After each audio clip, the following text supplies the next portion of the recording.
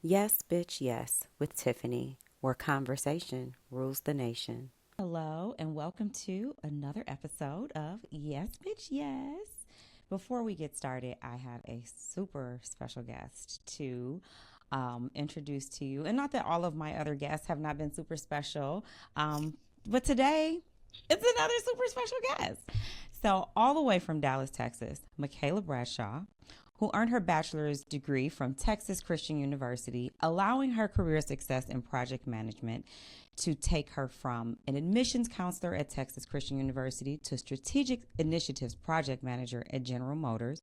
Michaela would then take her experience to Nielsen IQ.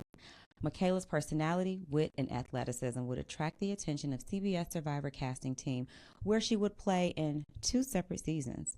From Survivor, Michaela would be sought out by MTV Challenge producers to compete in both MTV and CBS's version of the Challenge USA, where she would be named one of the top three finalists.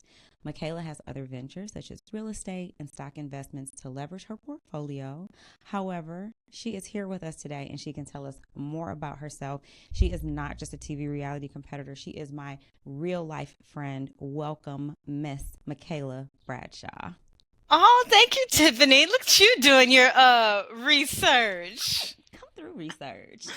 I like it. Thanks for recognizing that I'm a human outside of the TV. That's exactly why and what I try to use this platform of Yes Bitch Yes for. It's not a gossip column, it's not to spill tea, it's not to just highlight more of our reality show ventures. It is to bring life and light to who we are as people, which even allowed us the opportunity to be recognized as someone who should participate in a reality TV program. We were who we are before we were on the challenge, Survivor, Big Brother. And those are the things that I want to highlight because a lot of times people are watching us and they think that we had to have an agent or we had to be have some famous person in our family to get there, but it was us and our determination and our hard will and the things that we did prior to that got us to even have this conversation today. And sometimes we forget about those accomplishments. And I know, just because I know you, I know there are so many, many, many more. And I would love for you to share how Michaela became the Michaela that everyone has grown to love. No, thanks. Okay, that's our topic then. Hey. Um, so you want me to share what I was doing before Survivor, how that came about? So I do have a question I want to ask you. Okay. I'd like to ask you to share something that you are the most proud of and something that you have been the most disappointed in within your Ooh. own life experiences. Well, two things come to mind in terms of proud of.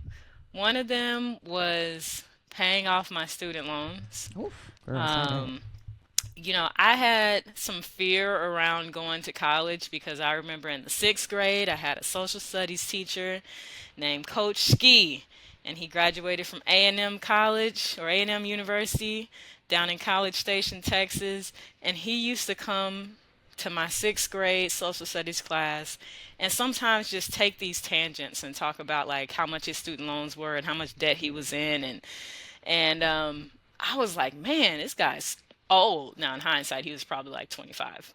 Okay. But to A middle 11-year-old schooler. Michaela, Mm-hmm. I'm like, this dude is old and complaining about college. Man, it's not the place to go. So I never intended to take out student loans, and then when that that reality was thrust upon me, it was devastating. Um, so I just decided that I was gonna do my best. I was gonna work hard, try to pay off what I could. And when I graduated, I just made it a point that these loans were not going to stay with me beyond 3 years. And so um, I I acted like I was poor my first 3 years out of college, because the reality was I was poor in college, barely had any income, made $8 an hour, 15 working 15 hours a week, right? So, you live on your student aid money, your school's paid for, or your food's paid for, your dorm is paid for, right? You don't have monthly bills in college besides a cell phone. So I said, you know what? This little check that I make at my first real job is more money than I'd ever made before. But I decided in my mind, if I can just live like I'm in college, like if I can just act poor, don't go out to lunch, don't buy new things. I took it to the extreme. I didn't have internet at my house. I didn't turn on my heat or my AC. Like I tried to stay at work as long as possible because my house was really a place where I tried not to turn on lights. I tried not to run any air. I was just overly Frugal. frugal. I worked at a university at my first job. Okay. I ate at the university. Like whenever there was stuff on campus for the students, it's as embarrassing as it was, I brought my Tupperware because I said, you know what? I'm not going to be eating out. I don't have any money to waste because I don't want to drag these loans through my life. Mm-hmm. And it was such a freeing thing to make that last loan payment. And it put me in a position where I could start to make decisions based on what I wanted to do. Mm-hmm. Um, and also it it made me think about the value of money differently, and it put me in a space where I had to fight that urge to keep up with the Joneses and to be cool and fit in with the crowd, because fitting in with the crowd was spending money you didn't have and Absolutely. denying your debt. So I built up this part of my character in that 3 years. That's what enabled me to take risks, do something different, be willing to like stick out from the crowd. And those are the things that ended up, leading me to try out for the Amazing Race, go on Survivor, accept the challenge, and navigate those environments in a way that matches who I am as a person, even though oftentimes that makes me stick out amongst the people I meet in those environments. So I'm proud of that. A lot of freedom and flexibility came from not dragging student loan debts through my 20s. Yeah. And so that's one big thing. And the other thing I was going to say was I was really proud of the amount of care, time, and attention I gave to a couple of my older relatives Mm-hmm. as they, aged in life. Mm-hmm. I've pretty much lost most of my older relatives at this point, and I don't have regret or deep, sadness or anything like that because I really know that they know how much I love them and I Mm. shared that when they were alive and I spent time with them and prioritized them while they were alive. So it's not like their loss is not something I look on with regret at Yeah. all, and I'm very happy about that. Okay. Something that is a disappointment for me is that I had the privilege of being raised by a really cool older lady named Viola Simon. She Oh. was my godmother. She was in her 60s when I was born. She was hands down the best cook um, in all of California, in my opinion. She made the best food out of anybody in my entire family. And I spent pretty much every summer, most Christmases, most Thanksgivings, every spring break, year after year after year after year, at my godparents' house. And I never once thought to learn how to cook her food. Mm. And, there's certain flavors that will never be in my mouth again. And it's a travesty. And even beyond that, you know, at this ripe old age that I am now, that's like question number two men ask after like, what's your name? It's like question number three is, what's your name? Do you have kids? Do you know how to cook? Yeah.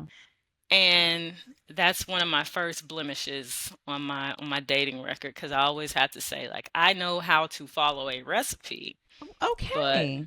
Okay. Well, wait, wait, wait, wait, but wait. Let's get into this now. Because I don't think do you know how to cook is a real question. Do I know how to follow a recipe? Can I follow directions? Can I read? Yes. So that means I can cook. Now, do I know my way around the kitchen? That's different because I Yeah. might not know what time to start cooking this so that when I cook that everything will be ready at the same time. But I will tell you, cooking is not a hard thing. As long as you can follow instructions, you can cook. And there are some really simple, easy things to do. And I wanted to go back to that, what you said. There are some things that you've had on your palate that you'll never taste again. Now, I had a fear of making macaroni and cheese because I really love my grandmother's macaroni and cheese. She passed away in 2012, and I was like, I'm never going to have that kind of macaroni and cheese again. I wasn't lying. No, it took me a long time. It took me a while. It took me a lot of practice, but because I know the taste and I know like fairly what the ingredients of macaroni and cheese are, like it ain't hard to get there. You'll Yeah. get there. Once you get in your mind, like, oh, I'm figuring this out. I'm figuring that out. And I'll be honest with you, I did not really start cooking. And most of my friends that know me know I cook damn near every day.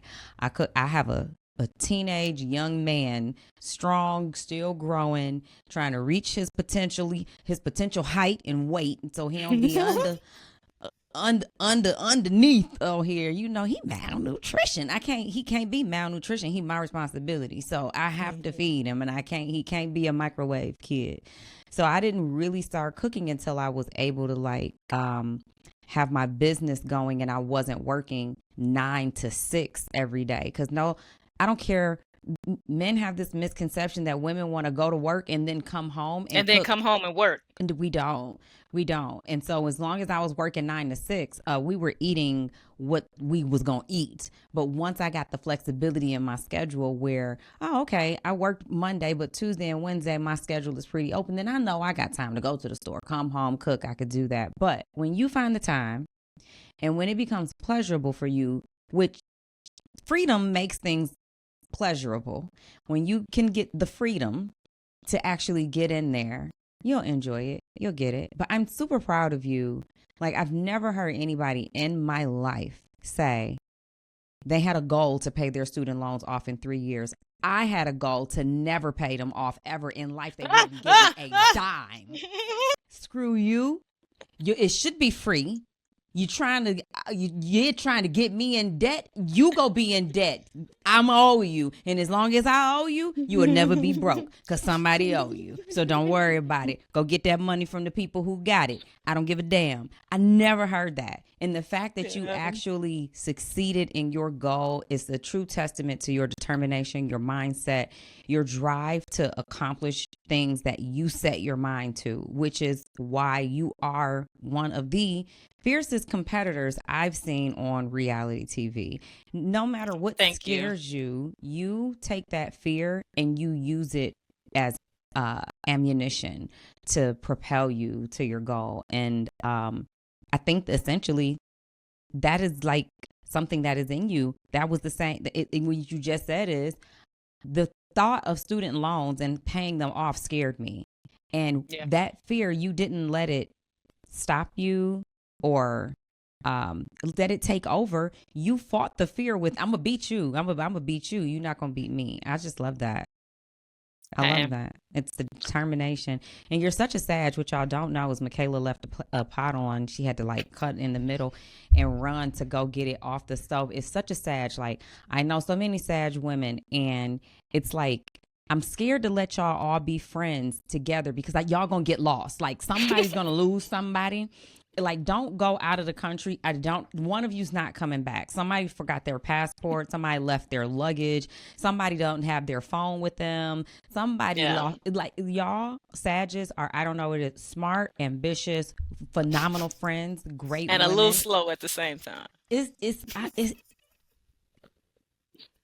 We go so hard that our brain need a break. We y'all give it a can't. break on the wrong things. Y'all be like, I don't need to keep up with my purse today. What? I can't. I have other things I have to do. I don't need to turn off the don't blow that candle out. Like, what are you talking about? We're leaving for 2 weeks. Blow the candle out. But Yeah. I just I do my best. And that's what I sometimes say. sometimes my best is not enough, but that's all I got in the moment. So, I say the same. I say the you know, same. So, you mentioned that um, when in dating, are the requirements, just a little question to know. Are you dating? I'm dating one person, Okay, one okay, person, you okay. know, that's a And man. I want to be clear about that. state your case. Remove all doubt. I always say if you want people to be sure, you got to remove all doubt. Hey, Okay. You know, you and I talk a lot about dating and the pool and um the what to do's and the how much to reveal and when to reveal it. Like, do I throw my crazy out there on date one so you know what you're gonna get? You know what I'm saying? Or do I package it up real nice so that you like me and then I spring my crazy on you later? Either way it go, you gonna see the crazy. Now, what are you doing? I had ordered a Uber Eats, and for some reason, it's not actually going to my house. So sorry, Tiffany. That's okay. Are you able to call them? No, she just like made the order say delivered. Hi, did someone just drop off a Uber Eats delivery to you? My Uber Eats delivery person drove to Sonic to deliver my food. Hello. Hi, this is Michaela. I just had that order that was going to the wrong address. Did you drop it off to a person at the Sonic or did you just like put it on the ground? I completely understand who went to the address in the system. We could have found a solution that didn't involve you driving to another location. But the solution would have never been to drop the food out in public. So you chose to just put it on in a random place at Sonic. Yeah, okay, that's what I'm gonna do. What was your name? Thank you, Kayla. She's dumb, honestly. Like, and then she kept ringing up the 4 miles away. That's not the point, and she knew It's that. not the She knew the point. point that you were Yeah. trying to make was she should have given it to a legitimate person, at the person at the Sonic where you dropped it off at, instead of just dropping it off and setting it on the table. All right, refund. Now order your food. Well, I made pasta. A pasta, and you were doing the Uber Eats, or you made Yeah. pasta. Because I ordered the Uber Eats on the way here, and then I got here, and I was like, "Oh, I do have pasta," and I was gonna try to see if I like the pasta, because I like Italian food, but sometimes when I make pasta, 99% of the time it doesn't actually taste good. It just tastes like pasta with sauce on it. Well, that's probably what it is. We got to get you some seasonings, babe. But when I go to the Italian restaurant, it tastes much better. Yeah, But because yeah, they use I olive use oil, seasoning. they use butter, they use salt and pepper, they use a little lemon zest, they use Yeah, some Italian seasoning. they use things. I Yeah, can't believe that lady just said, you know what? I'm gonna put this food on the curb. But hey, I got my little. I didn't get my tip back. I'm gonna start. My thing with Uber Eats is like it wants you to tip before they deliver the stuff. they sure do. No, no, no. You're right And about then that. and then they That's a don't pay lesson. you back. They don't pay you back the tip. Like they did refund my order, right? I didn't know that But you not don't the get the tip. tip back. Mm-mm. Okay, that's Nope. that's good. That is good to know. I don't like that you have to tip people for things that they are not providing service for. Yeah. Yeah. I was But really glad I walked in Bahama Breeze today and I paid for my food in cash and I picked it up and the guy just gave me all my money back without, I could tell like his energy was giving. I know you're like, don't give us a not gonna tip. tip. Yeah, and not that I was gonna tip, but he was giving me like you're not expected to. And I thought about it, like I guess I did order my food. Somebody took it over the phone. The chef made it. Somebody brought it to the front. I walked my ass in here, picked up my food, paid for it. Who am I tipping? Tipping. Yeah, for what? And for what? Like we pay for I don't know. When you go to other countries, people who work in food service make a living wage, and there's not an expectation to tip. Like, but here in America, we let corporations intentionally underpay staff. When food costs go up, they raise the menu costs that the customer pays. They don't And we pay still the got food. a tip. Yeah, they don't pay the food service people benefits most of the time, and they don't pay them a real wage, and so then it comes back onto the consumer to pay for a tip, and it's like, okay, I don't want to tip for every single thing. Yep. But anywho, Well, hold on. you What are you know, going to eat though? Where are these noodles? over there, but I don't want to be eating while I'm talking. Is I'm that not that like starved. okay? Yeah, I'm not Okay. starved at all. But I Uh, think I talked to her fairly nicely. I I was think you firm, but I think did. I was pretty fair. I think you were very gentle. But if that's if that's the worst thing that happened today, then I have a very blessed life. You It's a do. first world problem. Uber Eats delivery to the wrong location. Had some hummus in it, some Mediterranean food. I was kind of excited to try it. I'm sure. I'm sorry. But anywho, what was we talking about? Disappointments, datings. So, I wanted to back up. I wanted to get to the person that you are today. Like, I wanted to get a little bit of history about you because it you're somewhat of a mystery. People think that they know who you are. Oh, she's Michaela, she's from the challenge, or she did Survivor. But even when I met you and every time we talk, there's so many layers to peel back on how Michaela has gotten to these accomplishments. And then there are so many accomplishments that I don't even know of. What drives you to continue to want to move laterally, gain this financial independence, continue to like when I hear you talk about your real estate investments, you talk about them as if it's like, oh yeah, I bought like 3 cases of water.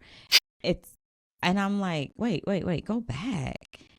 And there's so many questions that I just have about where did this come from? Is this something that was discussed in your household? Is this something that wasn't discussed or a part of your childhood that made you realize like, oh, I need to do these things? Or what was the influence? Yeah, that's a good question. I laughed at 3 cases of water. But I had the unique privilege of being raised by two sets of people. Okay. And one set was in their 30s, which was my parents. My mom was 30 something when I was born. And the second set was my godparents, and they were in their 60s when I was born. So, um, you know, with my parents, I saw people who were the first generation in their family to go to college, whether they graduated or not, they went. Um, People whose parents had limited career opportunities, so they were the first ones to, have some array of choice. And I was able to see them navigate that for the good and the bad, be the first in their family to buy a house at an early age, and then, Mm. try to figure out if they could keep it, first in Yeah. their family to learn what an adjustable rate mortgage was, and then was it that good of a deal? We learn No. now. No, it wasn't. So I saw that, you know, and then I saw this other side, these two retired, wise, seasoned people who had a paid off house and two paid off cars and went to church twice a week and, just, read the newspaper and watched Steve Harvey and Wheel of Fortune, and ate dinner at the table. So I naturally there were certain things about how my godparents lived that I just thought was a choice that my Mm-hmm. parents didn't make. I didn't know to think of it as these are people who 30 years ago we're in the place my parents are at, and then had 30 years to adjust since then. I didn't think of it as my godparents bought their house, I don't know, maybe when they were 50 or in their 40s. Like I didn't know they had to buy it actually in their 40s, yeah. But the the timeline didn't make sense. I just saw both of you are two sets of people, and I'm learning. I'm watching your lives now, and obviously one of you has a more stable, comfortable space than the other. So I want to lean in and figure out what did y'all do. And so with my godfather, he was in the military for 20 years. He went into the Navy at 17. He stayed there for 20 years, and then he went into the civil service, and in between he got an associate's degree, and he got into real estate. And by the time I was born, he only had one house, but I grew up hearing that, he sold that house to himself, and it was some little bit of money, maybe $20,000. That house ended up being worth $500,000 because it was in Compton, California, you know?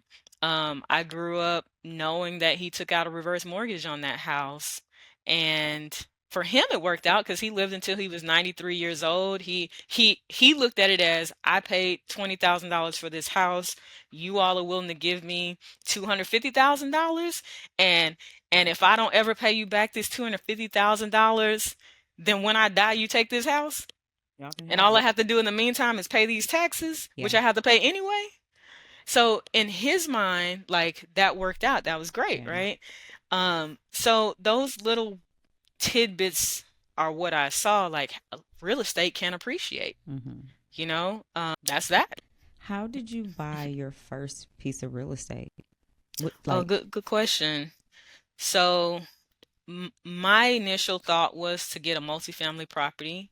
I had read Rich Dad Poor Dad and then got on some Robert Kiyosaki YouTube videos, and the idea was a house by itself is not an asset, you know, but if you can make it produce income, that's what helps it be an asset for you versus a liability. So I was like, well, if I can get a fourplex, yeah, the mortgage is going to be bigger, but there's going to be three people really paying it, and then my part will be free. So that was my initial goal. hmm But on my little,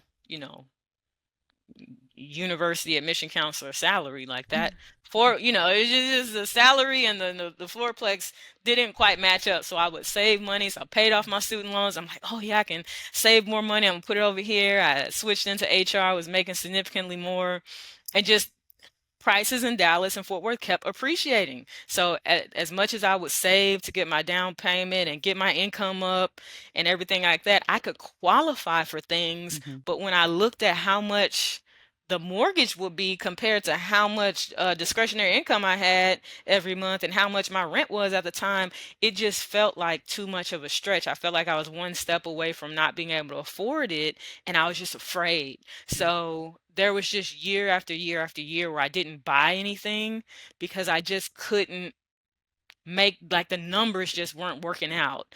And I was afraid of going from no debt to, I don't know, hundreds of $200,000, $1,000s. Yeah. And Hmm. it just seemed uneven. And so I ended up looking at a place where property values were very depressed. And whereas, a house in Dallas would cost $199,000, which a lot of people in New York or LA or Florida, they'll say that's so cheap for the house you can get in Dallas. But for a person that was making $50,000 and had never made $50,000 before and felt like that was a ton of money compared to what I Hmm. had made previously, the thought of then taking out a mortgage on something that's $199,000, like, it was hard to compute for me because I Hmm. was so debt averse. But I ended up, so I ended up identifying that, hey, there are other places where property values are depressed. Maybe a house in another place is $20,000. Yeah. House in another place is $30,000. Hmm. And you know what? I've been saving up this down payment for so long Hmm. and not finding anything to buy that I actually have $30,000. So I'll just let's just roll the die.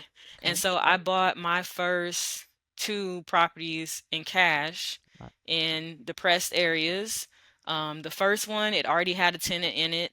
I overpaid, so my lessons, there were still lessons there, right? I paid $30,000 for a house that I could have bought for like 15,000. So I got, the person knew I was, They, anywho, yeah. they Wow. they knew they could take advantage of the situation, and they did, right? I way overpaid, but it was a learning lesson. It Hmm. got me comfortable to move forward. And the second one, similar situation, way overpaid, but I paid like $20,000 for a house that was in what is that called? It was a vacant house. Hmm. It needed renovation, and so we put maybe like $15,000 into it, and it's been rented out since. Mm. So there were still lessons learned, but they were learned at a price point that didn't give me so much heartburn, and they were Hmm. cash flowing properties. I didn't understand equity at the Mm. time. This idea of I'm gonna pay this much that I don't have right now, and then in X number of years it's gonna be worth this much, and then so I get to make the difference. Like I, I cared like how many dollars are coming in and then how many dollars are coming out. So my first two properties, I bought them strictly on cash flow. And even though I overpaid, they've still been, Lucrative. winners for me. And Mm. then the third one I bought was a duplex. So with that one, I factored in cash flow, but it doesn't really cash flow.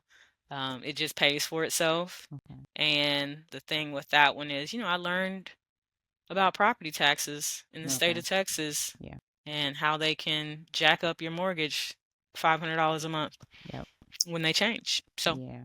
but yeah, it's just learning lessons at the end of the day. But it just got to a point where I was saving up for something that was just out of reach, and I had to do what I had the like stomach for at the time, which was start smaller Mm. and just take the risk because time was passing and the prices of things were going up. I, you never cease to impress me, like ever. Oh, You know, as you were talking, I was thinking about like my own situation. I'm a property owner. I own a home in Detroit. I rent it out. I don't rent it out for as much as I could because I'm doing someone a favor. I've been doing someone a favor for a long time. And I'm just like, whew, this favor is almost about to run out. mm, But I think that I am blessed, and I'm like, I'm just trying to help one of God's children, and I hope God help this children and the children yeah. I got, in the process. But I do own that home free and clear, and as you were talking, I was just thinking like, am I scared? And I know I am. I am scared to make a move on it. Like I could pull money out of it and purchase another property. Yeah. But there is comfort for me in knowing I don't owe shit on that property. But it goes back to the rich dad poor dad because I did read that too.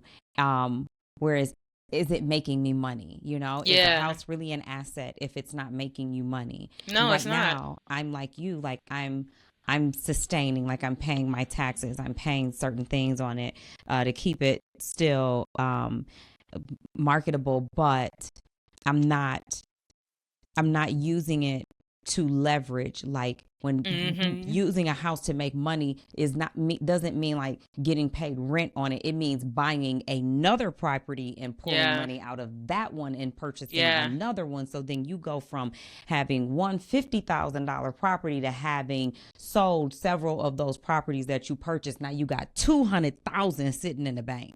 Yeah. That's the Yeah. asset of owning a home, not buying a Yeah. home and then living in it and And paying on just it for sitting 30 there. years, Yeah. paying somebody else. That's not, that house is not an asset. So I, wow, that's really got me thinking because Detroit is an up and coming city, and Yeah. there are some undervalued neighborhoods. There's some places where I could take 20,000, 30,000, 40,000 and buy a house. And I am not gonna lie, like there is the intimidating factor of I'm gonna ruffle some feathers. I know y'all like to tussle. Somebody gonna fight me in these comments about what I'm about to say. Girl, I'm not in 2025. There's something about me as a woman not wanting to be a landlord. I do, even in my business, present as a male, even without saying it. I don't show my face. I don't use my name. I use men to call this person and blah blah blah. Um, because honestly, People take advantage. I get I they respect me more. I get more accomplished than and I get it accomplished faster than me coming as a woman saying, "Hey, your rent is due. I don't got it, playing on my emotion. Let that man show up. He Yeah, want his money." it's a real thing, and I've had to learn that where I live in both places. Like I told you, when I bought the places out of state, overpaid. The person that was facilitating, I'm sure, took a cut. Mm-hmm. And even property managers. I've identified property managers holding my money, overestimating.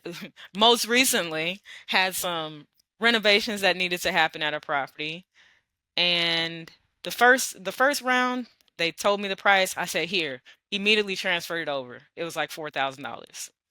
That was at one house. Next house, I said, hey, can you do an inspection? Let me know. They come back talking about $14,500. I said, I need itemized.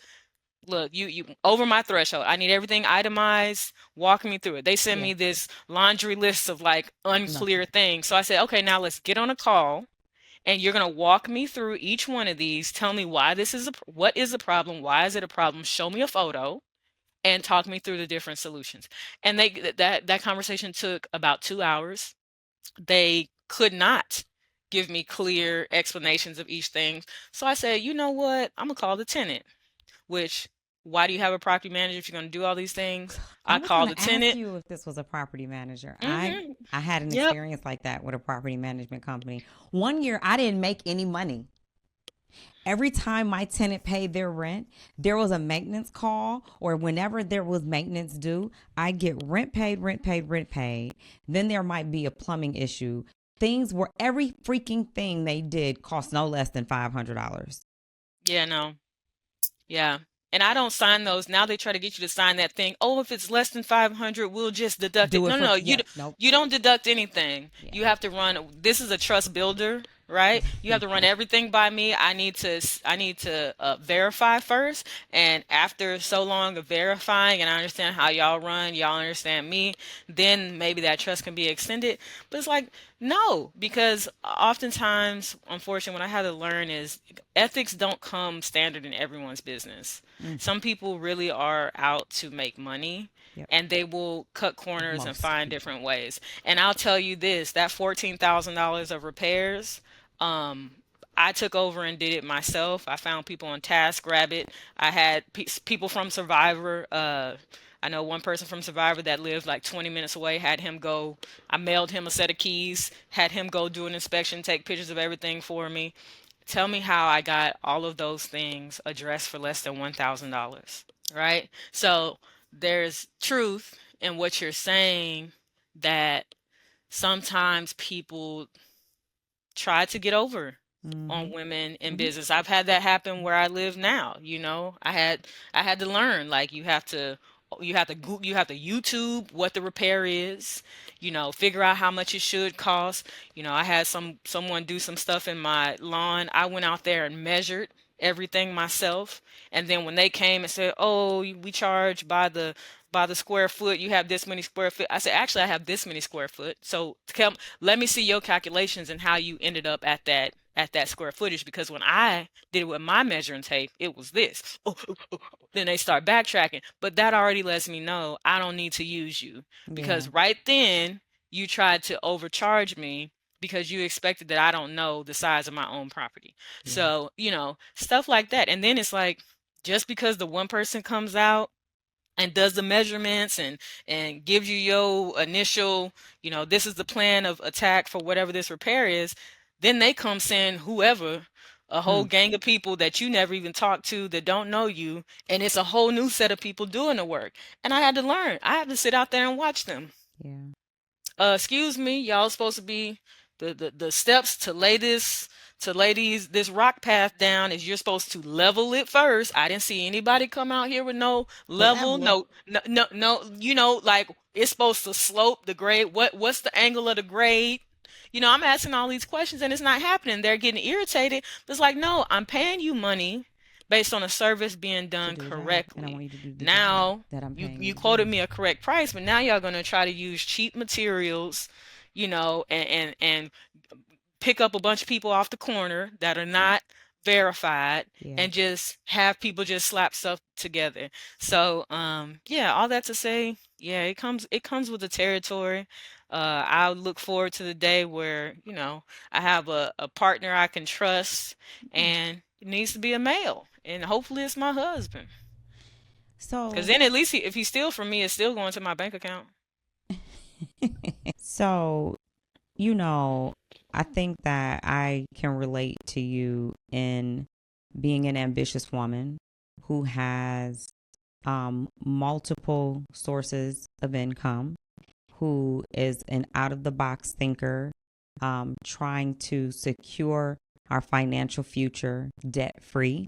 Um, and I personally not find it hard to date or meet people to date.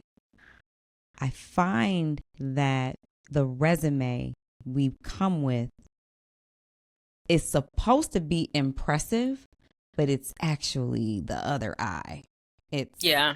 Intimidating. intimidating. Yeah. Yeah. That's true too. And I would say intimidating for the wrong people. Hmm. Like, but that's I won't even say that. Yes, intimidating for the wrong people, but it can also be intimidating for good, solid people as well. And I'll say like for the wrong people, those become easy to identify. Those are the people that become defensive. They try to shut you down or make you feel less than. I had one man ask me what I've accomplished in my life. Uh You don't have enough time, sir. You don't he have enough he time. he asked me You what have to I pay me for my time if I give you all of that You information. know, and the reason the question came up is because he was one of those people that tries to, in his mind, he has this narrative of women want a man to come save them, but we're not willing to be submissive and we're not willing to, ABC, we don't cook, we don't do this, we don't do that, but we want a man to come and save us. And I was like, I'm not a so I maid, don't know sir. I don't know who you're talking about, but my perspective is I do work a job, I have other things going on. And so in my current life as a single person, I am not slamming pots and pans together, Yep. for 3 hours. I just go out to eat because it's convenient, it's social, it tastes better, it's fun. Hmm. In a marriage, I'm open to that shifting, but I would Hmm. also expect like the amount that I have to work and contribute financially would shift as well, which would Yes. create space for that. And so yeah, somehow that conversation led to him asking, well, like, what have you accomplished? Oh, I Yeah. said, yeah, nobody's coming to save me. I'm bringing assets into Hmm. I would bring assets into a marriage. Like Right. my husband would benefit from me just Yeah. in the same way that I would benefit from him, right? Hmm. And so he was like, "Well, what have you accomplished?" And I was like, "Well, I don't normally bring this up, but since you're asking, A, B, C, D, E." Yep. And he was like, "You're masculine. This is why you're single. You think men want a woman that has A, B, C, D, and E, and that's why you can't attract a man." Like he just went off. And obviously, like, okay, I'm not interested. Have a blessed day. But he is a person who, on the surface, would look successful. He has a job that pays, starts with a one and has a comma, three digits before the comma, right? And in Texas, you can make a good life for yourself as long as you don't have a bunch of debt or something like that, or kids or whatever. So as a single person making 100 something thousand a year, that's great.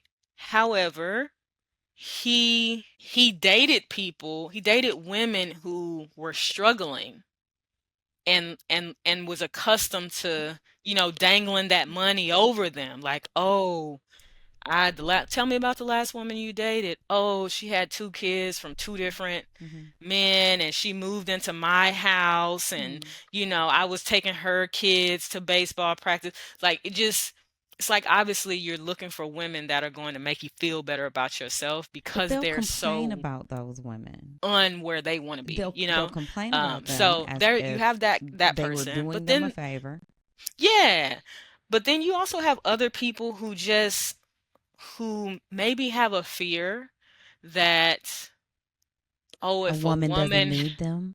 yeah, or like based on what I have, I will look down on Him. a man, Hmm. and it's like that's unfortunate. I feel It bad is, that some people feel unfortunately. that way, Hmm. but it's like no, like what I hope people realize about some women who have, made smart financial decisions. Hmm. We have a choice to make smart financial decisions or make poor financial decisions at the end of the day. I would think that a person making smart financial decisions is not an indicator of their ability or their willingness to like partner in a relationship or anything like that. It's simply making smart decisions. Hmm. Like that's it. If you know a better route, why would you do something less than to have less? Right? If God gives you an opportunity, gives you awareness of something, and it becomes fruitful for you, why would you need to give it away just because you're single? Right? And why Like, would you need to not try to strive to be your best self so yeah, that when someone comes along, you don't want to look like you've been being too successful being, and yeah, you don't and you may not need a man because you know how to do things on your own. Like what world is that we live yeah. in? I think that's just people not having um something firm to look towards. Like Hmm. when I look at stories in the Bible about women, right? There wasn't no dating back in the Bible days. But when you look at women like Ruth, who found Boaz, who was rich and cared for her and protected her and honored her and married her, whatever. Ruth wasn't sitting in the house, staying out the way. Ruth wasn't walking the streets, trying to look cute, and standing by the road so that somebody could call her. She wasn't at the bar. Ruth was in the field working. She was picking up food. She was harvesting food so that she can take it back home and have something to eat. She got up and worked every day, not because she was a boss chick Hmm. or Hmm. anything like that, but because she needed to eat and she was single. It's Like necessary. just like single women now. So I think there's this misconception that any woman now who has achieved something financially or makes good financial choices, we're all boss this, that, and the third. No, no, Hmm. no. We just have to eat. We just have bills, right? And so we have the choice of we can either be impoverished, we can do just enough to survive and be broke, or we can find a way to be efficient, make more money, and then use that money to meet our other needs, right? Yep. But that choice has nothing to do with a man, right? So, at the end of the day, in the same way, there are some men who are fully intimidated by a woman having her stuff together, but there are some men who just have to trust and believe that there truly are women who see value in them beyond their financial status.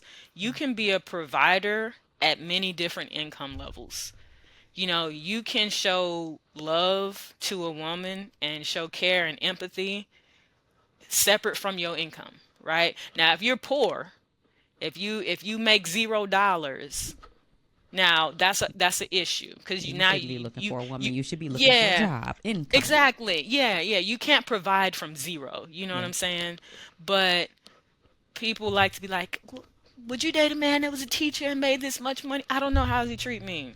What else is going on in his Yeah. life? How does he treat me? What God does he serve? It's a lot that comes into play, and I feel like unfortunately for a lot of men, they've cheapened themselves to What do I? believing that My money. it's only financial. So then it becomes this comparison. If a woman has more than them, then they're not good enough. Yep. But once people can embrace like actually there's a lot more. than that. I wonder, is it that they think they're not good enough, or that male ego has this desire to impress, and I'm supposed to impress you With with this one way. mm-hmm. And but here you are already financially set. I didn't consider that my money wouldn't be or Enough. enough. Yeah. Yeah. Now how can I impress you? Yeah. Guess what? Even though I may have my own money, you can still impress me with yours. That's true. Yeah. That's true. Start spending your money. I love going out on a date and not paying. Yes. It's the whole point of going. Sorry. The the food tastes The better. second point of going on a date. The first point of going on the date is getting to know you. And the second point of going on a date is to be able I to eat for mean, free. look. It's just I love being taken care of in that way. I love Like, being taken care of, period. Yeah.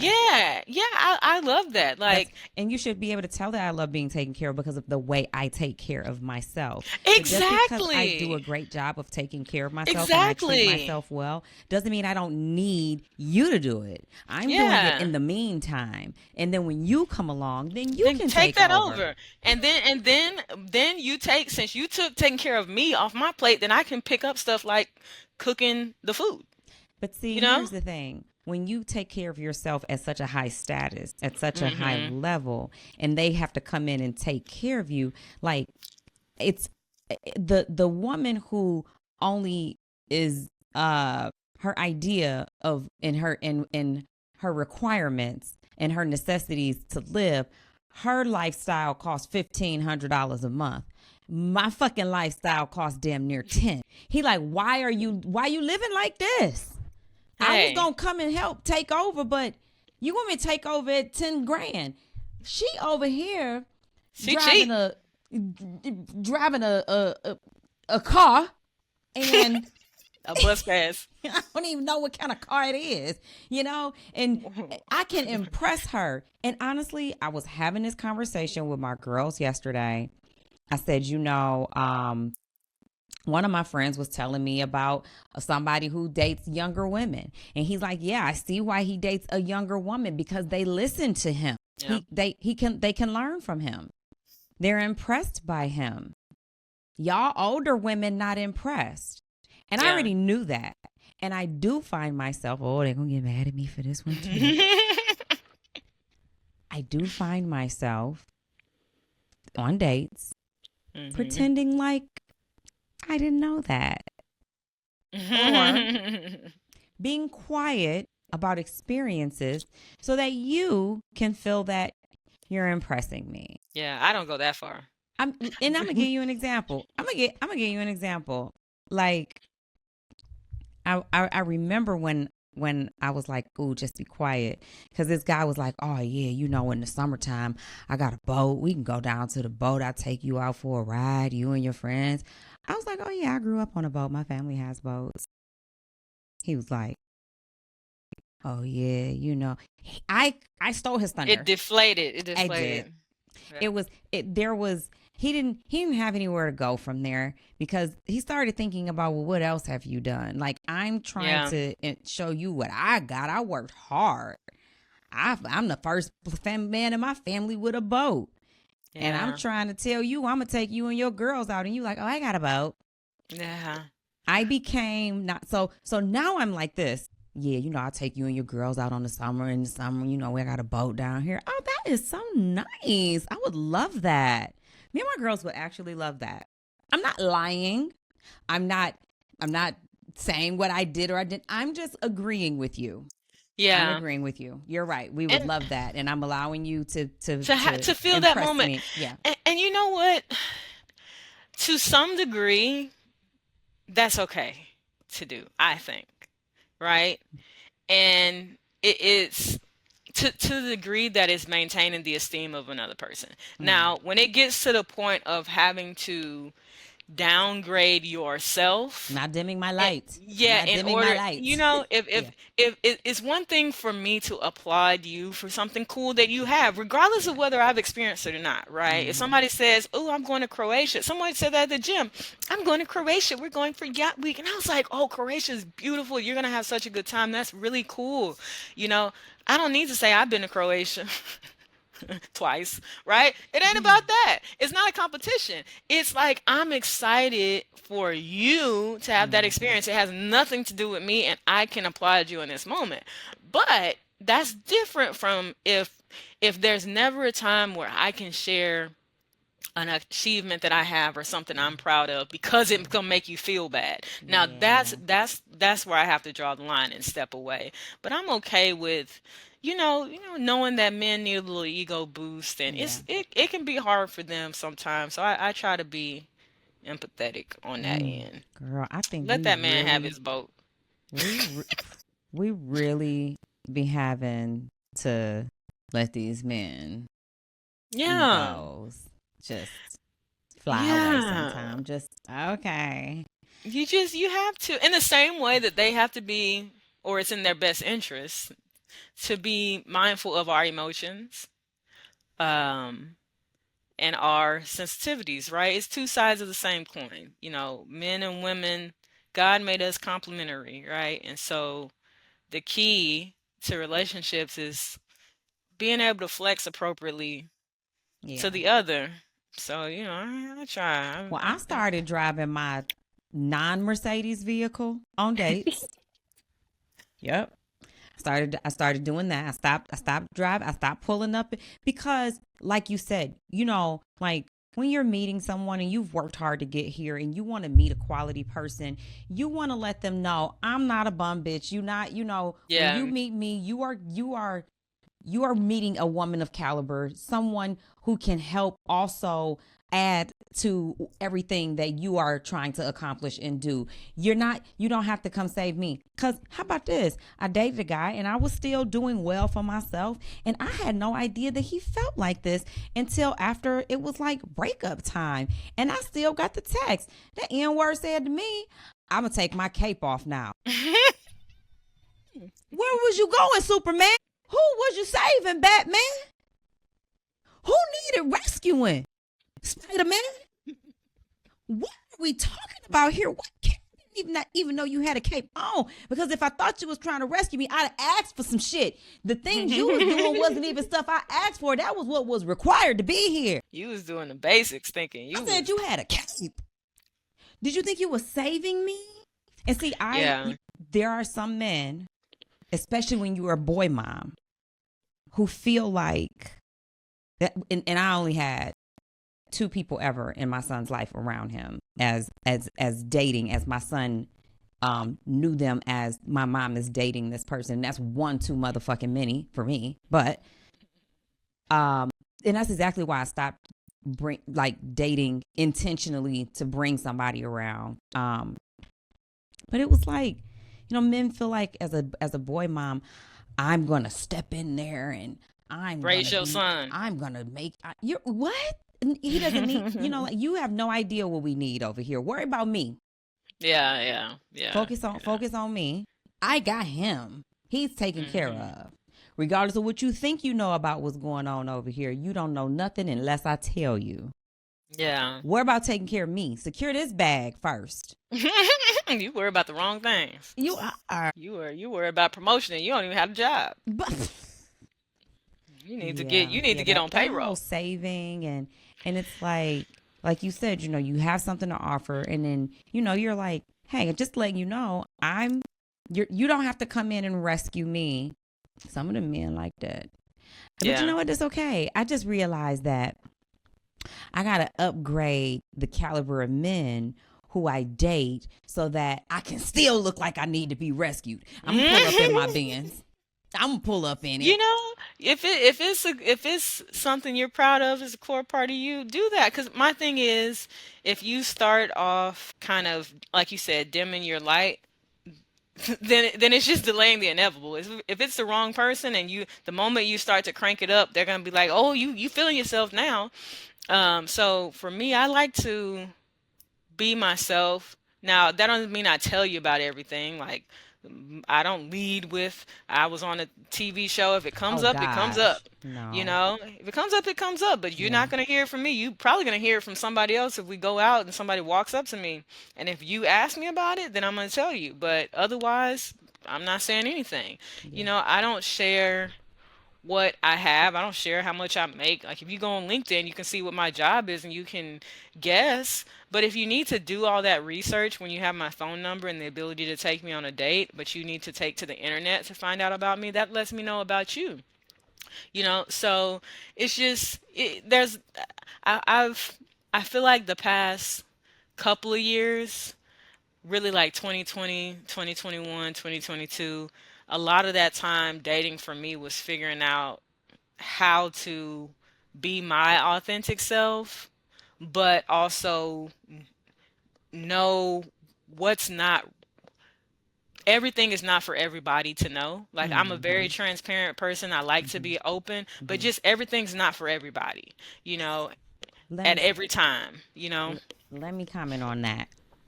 So my brother, he's married, in his second marriage, and we have chatted about some experiences I've had, and I one of my last serious relationships, I was like very open because we were on a path to just our goal was marriage.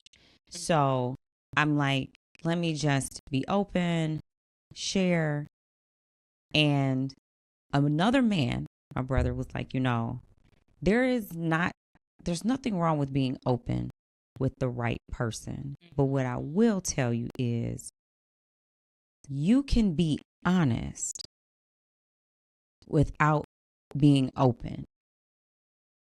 And I had to learn that because like this person would ask me questions and I would just spill everything. And my brother was like, that's not the person that you can be open with. You could be honest, Yeah. but you don't have to overshare Mhm. because Yeah, it's a everybody time and a place it's a time and it's a place and it's a and a person too. person. You're Yes. right, and a person. Yes. So I am honest, and I enjoy being open, but in some regards I have learned a lesson on how open and when to be open because there's some shit I'm just like I wish I would have just not even I could have just kept that. You didn't deserve to know. Yeah. You don't deserve to be all in my space with all Yeah. my information. It's not for everybody. It's not. There was some Bible verse about that, but I forgot it. Well, damn.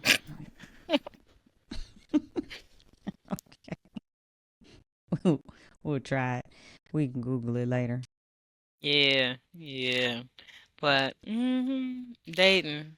I wish there was I see all this information about dating, and I feel like the things that trend about dating is always so divisive between men and women, particularly black men and black women.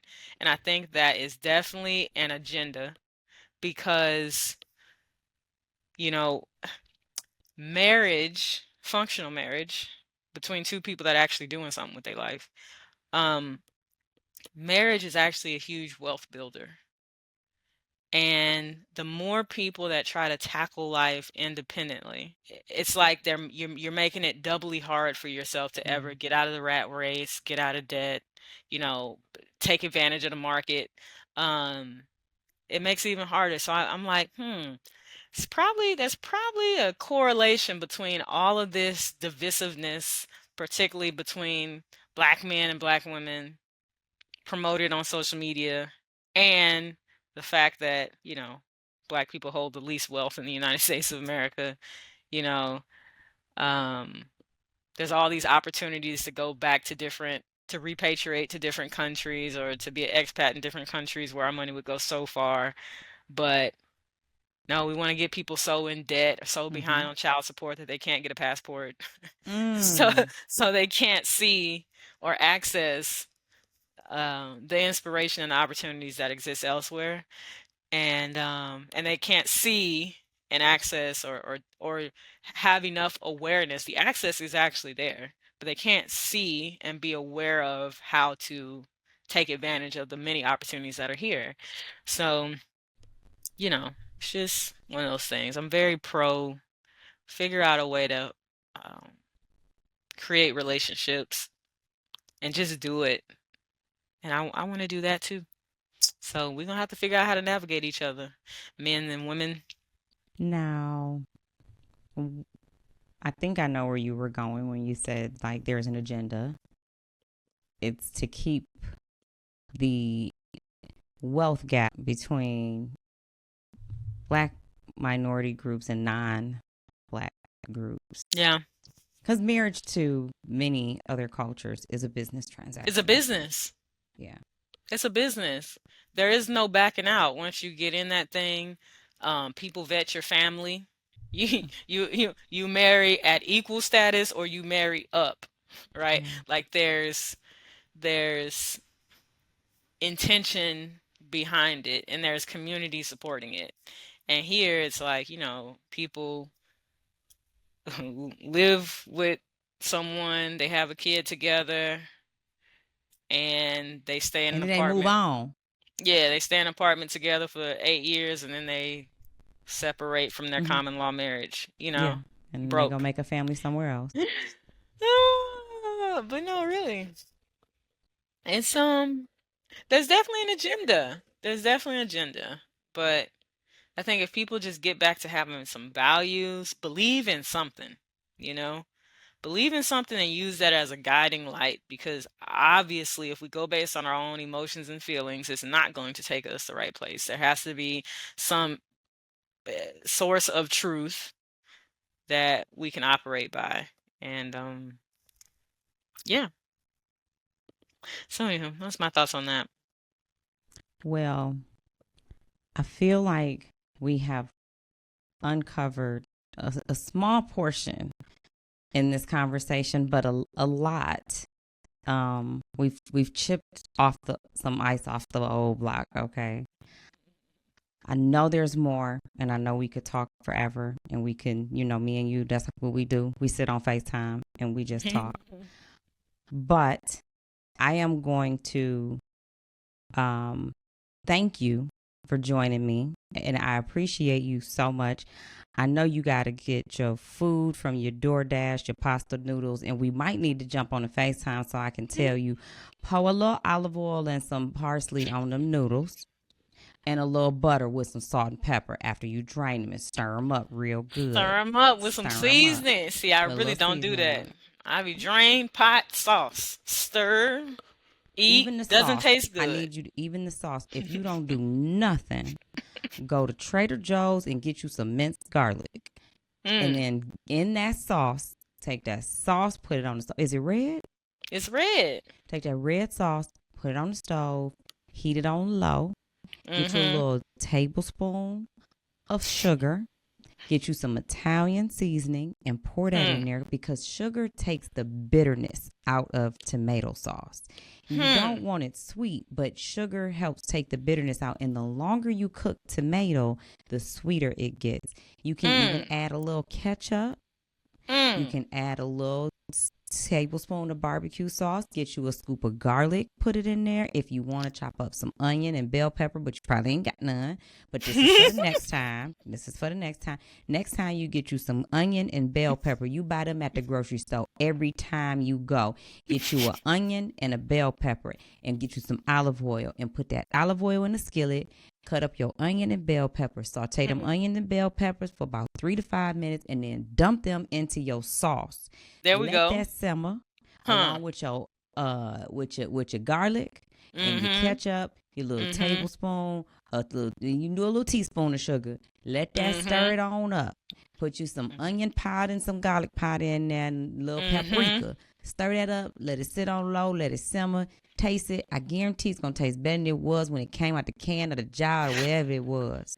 It's a lot Season of them work, but noodles. I'm gonna No, it try is it. I'm gonna not. try it. No, it is It's, not. I thought buying the spaghetti sauce was the work. You telling me I got to doctor up the sauce, but that's probably the difference. That's why Baby, my food. buying the spaghetti sauce is just buying the bed and the mattress. It ain't got a mattress cover, a sheet, a top sheet, a fitted sheet, a pillow, a blanket, a comforter, a quilt, a A duvet. duvet.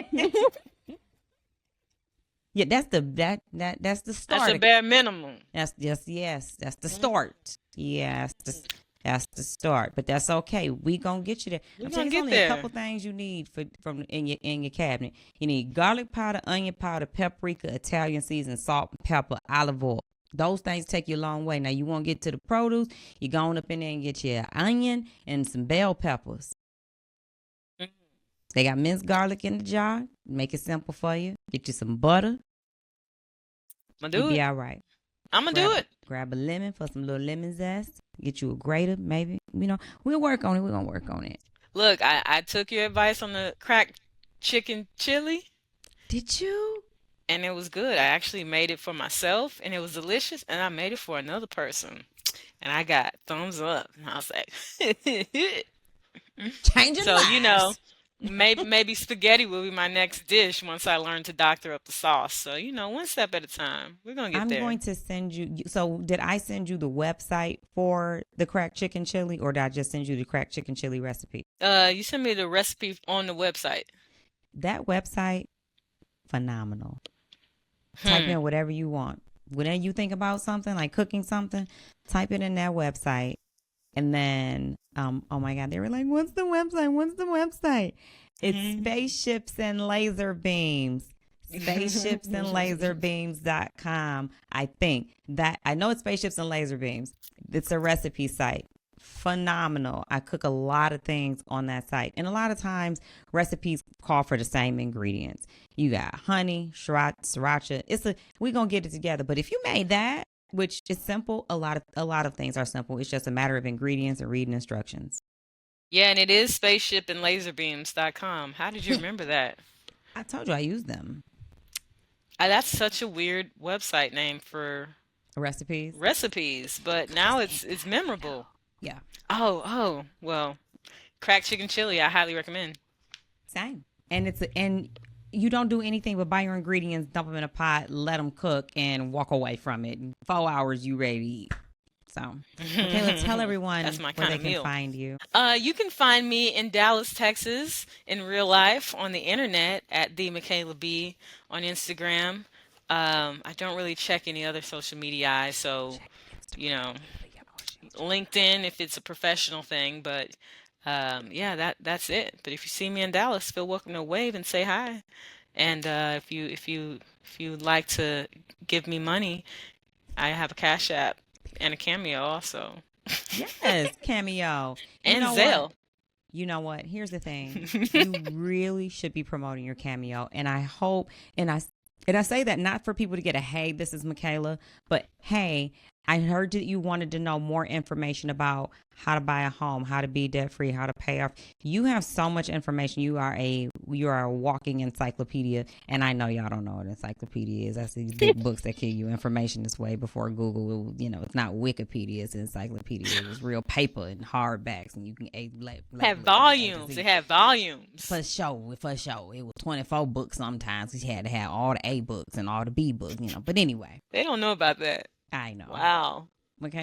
Michaela has she's a great resource, and I am truly blessed.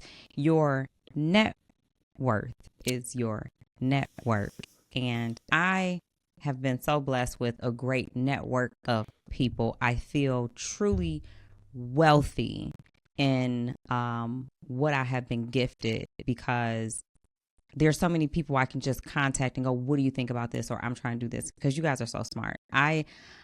We ain't even tapped the surface. There's so much more, but that's okay. There's I have more to to I come. have to come back and not get distracted by Uber or pasta or being at the wrong location. I love you. It's so sad of you. It's so sad.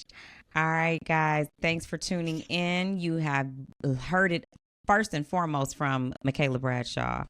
Y'all better take her tips. That girl is debt free on her way to financial freedom and wealth in abundance. Amen. I'm claiming in the name of Jesus. Bye.